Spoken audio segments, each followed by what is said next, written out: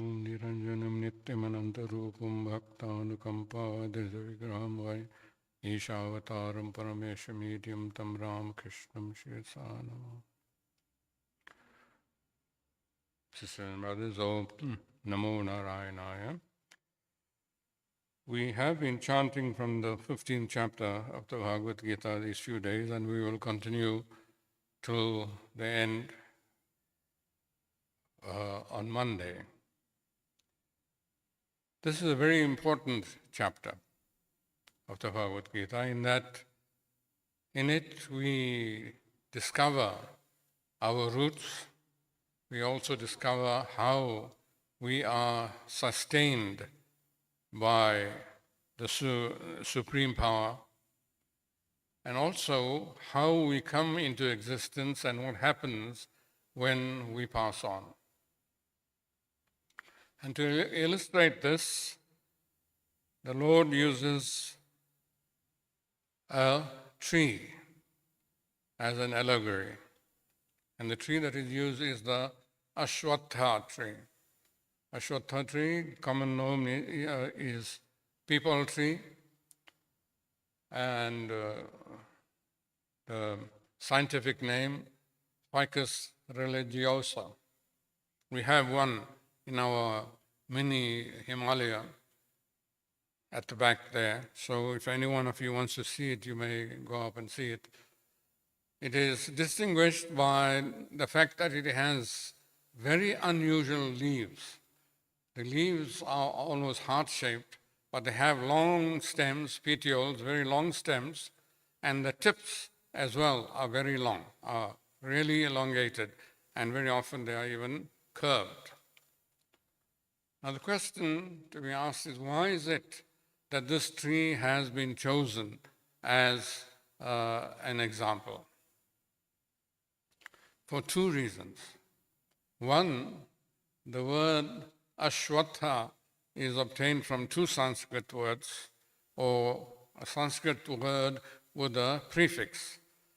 And the word is Shwata. Shwata means tomorrow. Ashwata means not tomorrow. So what is today will not be tomorrow. What was yesterday is not what it is today. So this actually shows this continuous change that is taking place in this world. There's nothing in this world that is static. There's nothing in this world that goes in a straight line. Everything comes into existence, it exists, it grows, it changes, it decays, and it dies. Everything will go through that process. So this Ashwat tree has been chosen. That is the one reason why. Another reason, and this is a scientific reason, is that this tree produces oxygen both during the day and night. All other trees produce oxygen only during the day, absorb carbon dioxide, and they manufacture food through the leaves and so forth. But during the night, they let out oxygen, carbon dioxide and take in oxygen. But this tree goes on giving oxygen. And it is one of the trees that gives out the most oxygen. So wherever you find these trees, you'll invariably find some holy man sitting under it. And this is under this tree that Sri Ramakrishna sat at Dakshindeshwar, among the other four trees that make up the Panchavati. And it is under this tree alone that Buddha got his enlightenment. Now, I've spoken about the other four trees in the Panchavati, which means grove of 5 trees. The other trees are Ashoka, Amalaka, Bel, and Bhat. Okay? Ashoka, again, we find this a very interesting name. The word Shoka in Sanskrit means sorrow. Ashoka means no sorrow absence of sorrow. Mala in Sanskrit means taint or dirt, and amala means free of taint or dirt. So these are very interesting names that these trees have. And of course, they are very conducive to religious practices. And of course, we also have the bel tree and the butt. The butt, another word for butt is fig. So in this 15th chapter, we find that it is named the Purushottama Yoga Adhyaya. Purushottama is made up of two words, Purusha and Uttama. Purusha means being, living being, and Uttama means the highest. So Purushottama means the highest being from which we all come. And this tree that is spoken of, this Ashwat Tree, is a downturn tree in this case. It is not just it's standing in the ground, but here we find the roots above and the branches below, indicating that we have our existence in something superior to ourselves, not to something above us, because there's no above and below. If the earth is continuously rotating, where is the above and where is the below? So when we talk about above in religion, we actually mean something superior to ourselves. So this tree has its roots above and it has its branches below. Some of the branches are upturned, facing upwards, and some are facing downwards. Upturned branches represent those people who are making effort to go Godwards, while the downturned branches are those people who are infatuated by the things of the world. Another peculiarity about this Ashwat Tree is that it sends out subsidiary roots. Apart from its main root that is there, it also, from its branches, it sends out subsidiary roots into the ground, and these not only gain for it minerals from the ground, but it also acts as a support to that tree. In the botanical gardens of Calcutta, there is one such tree that spreads for a number of acres, not just a few feet or a few meters, a number of acres, and people come and they have their picnics under that tree. So these roots, that subsidiary roots that grow downwards instead of now growing in the same direction as its the main root, indicates how we are entangled in the world. We get our nourishment from the world and we believe that this world is real. This world gives us everything. There's nothing apart from this world. And according to this statement by the Lord, these roots have to be cut asunder. This attachment that we have for things of the world have to be cut asunder. And to do this, what is required is discrimination and dispassion. Without that, it can't happen. We will be stuck in the world for many, many years. So having cut down this tree with the sharp axe of discrimination, only will it be possible for one to attain moksha. Then this is only possible, again in the scripture it says, by the adhikaris. Adhikaris are those who are competent enough to turn towards God. And it doesn't mean that because we have been initiated and we have a mantra that we have suddenly become competent. It takes lots of effort, it takes lots of study, lots of self-study, swadhyaya, lots of determination, and lots of time. For example, sannyasins, for example, are supposed to be repeating the mantras nothing less than 20,000 times a day, which will take something like 6 hours actually sitting in one place. But of course, we are very active, and people keep saying, phoning me and saying, Swamiji, we want you to do this and we want you to do that. So time is taken up by that.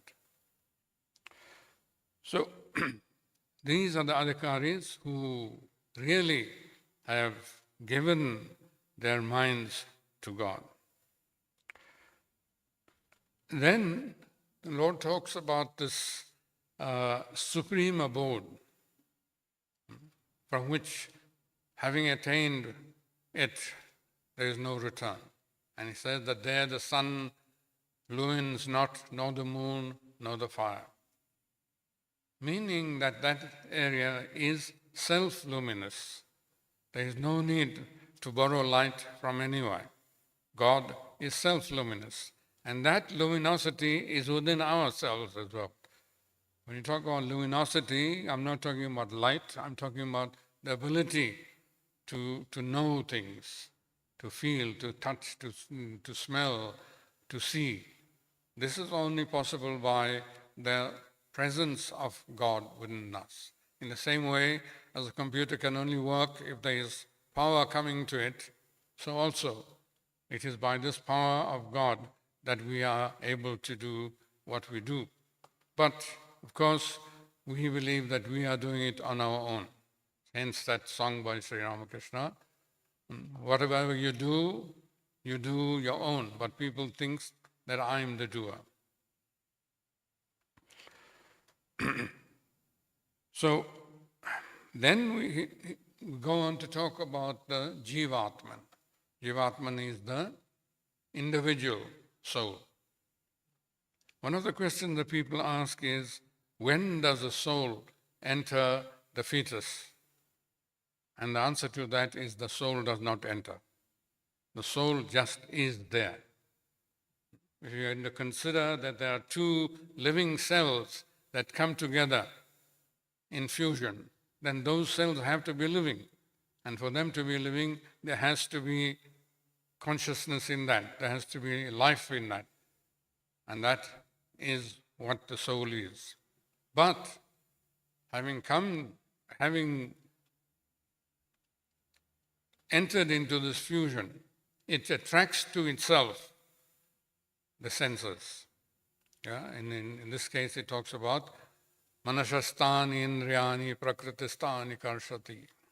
Having it draws towards itself the mind and the senses of sight, smell, taste, touch, and hearing. So this is how it happens. And in modern science, it has been discovered that these senses do not all enter at one time. They enter over a long period of time. For example, it is said that after 8 weeks, the sense of touch enters the fetus. After 10 weeks, the sense of smell. After 12 weeks, sense of taste. And 16 weeks, the sense of sound, of hearing. And between 27 and 30 weeks, we find that the fetus develops the sense of sight. And these have all been tried.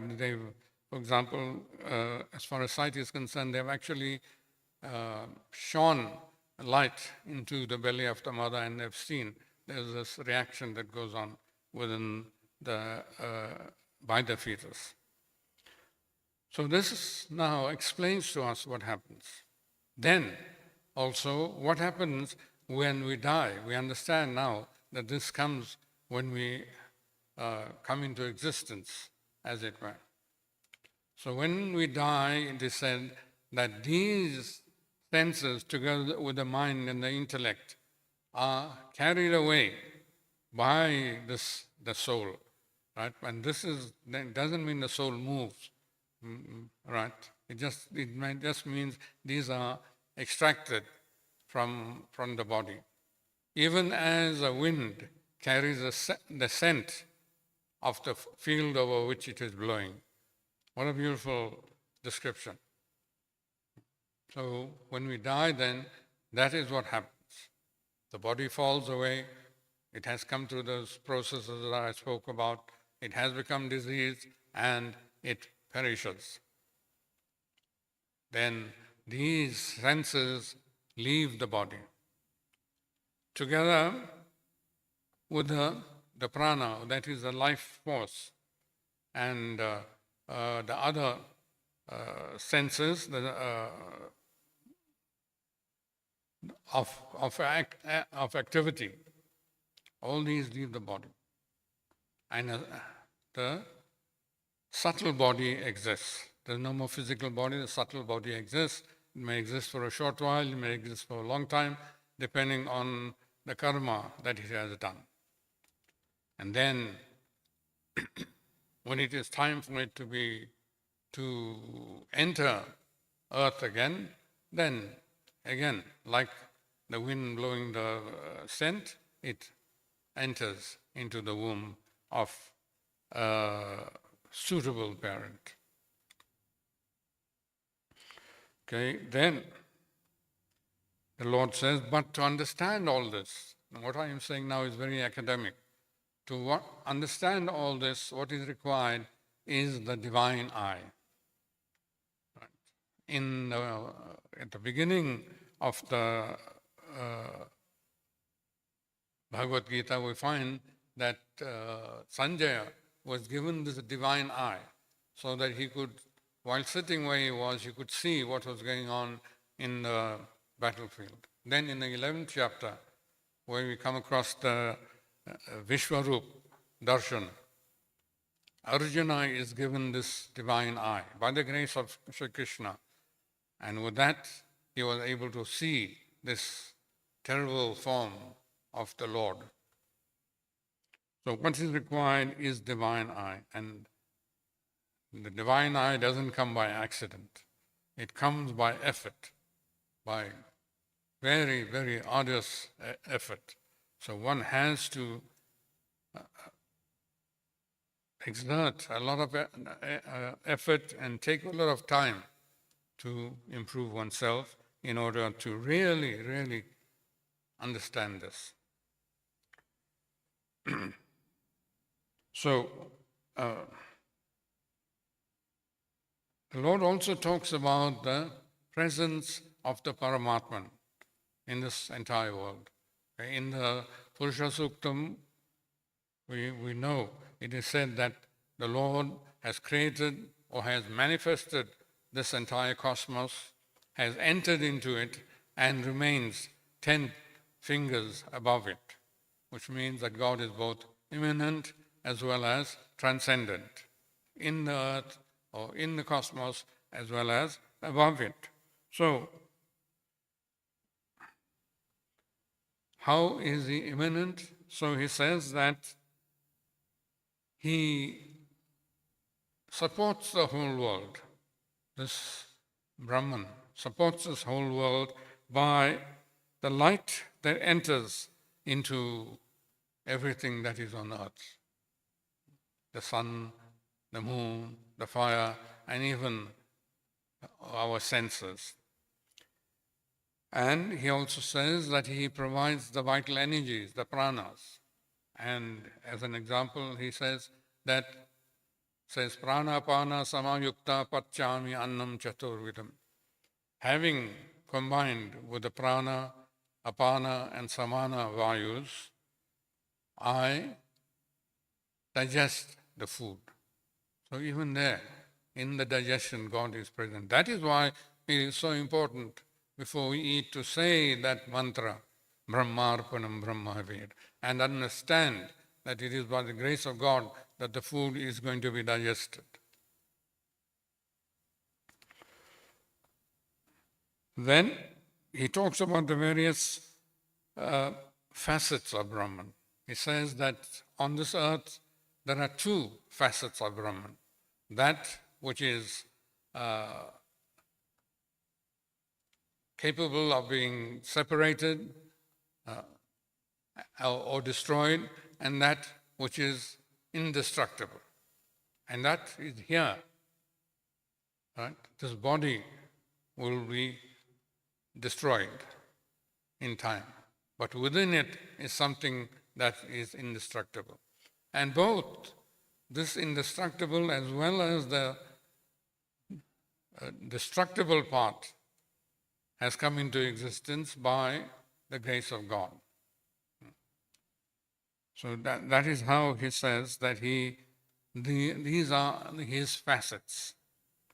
When I'm talking, by the way, when I'm talking about him here, I'm not talking about Krishna Vasudeva Sutta, Krishna the son of Vasudeva. We talk here about Brahman, Krishna who is none other than Brahman itself. Krishna, Brahma, Swayam. Krishna who is God himself. So this is how we know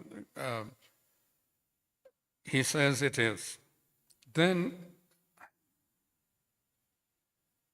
he says that the person who finally understands this whole relationship, he will attain that supreme abode of God. Only he who understands that. Otherwise, there is no hope whatsoever of attaining to Brahman. So basically, this is what the 15th chapter of the Bhagavad Gita deals with. It is, as I said, a very important chapter. We should be reading it in some ashramas in India, in Kailas ashram, in which I was for 3 years. We repeated this 15th chapter every day at lunch and supper. While the supper or the meal was being served, we would chant this 15th chapter or the Isha Upanishad, because that also talks about our divine nature. So it will be nice for everyone to make an effort to go through this chapter. Please understand that you do not read the Bhagavad Gita. Don't ever read the Bhagavad Gita. Study it and assimilate it and become what it wants you to become. With those few words, Om Namo Narayana, Sri Ram Krishna Arpanamastu.